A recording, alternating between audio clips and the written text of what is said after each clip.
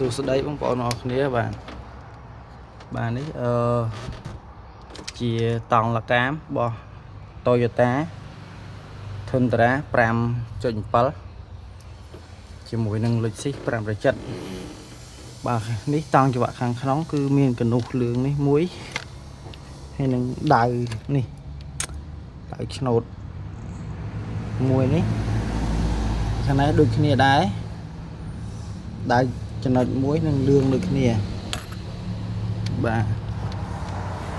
ហើយយើងយកខាងក្រៅចំណុចធំនេះ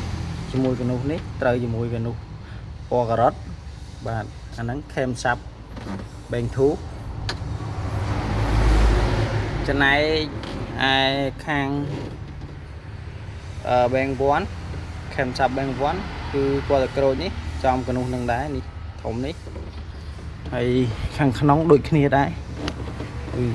យកចំណុចមួយដូចគ្នាដែរចំមកលឿងចំណែកខាងនេះយកចំណុចមួយដែរចំកនុះពណ៌លឿងដែរយកចំណុចមួយនេះបាទឯតង់ខាងក្រោមរបស់ម៉ាស៊ីននេះបាទចាំបន្តិចខ្ញុំដេកឲ្យមើលបាទតង់ខាងក្រោមវាគឺយើងត្រូវយកចំណុចចុចនេះមួយនេះគឺតង់របស់វាចុចនេះចំពណ៌ការ៉ុតនេះឲ្យត្រូវគ្នាមកអាហ្នឹងគឺត្រូវតង់របស់វាហើយបាទ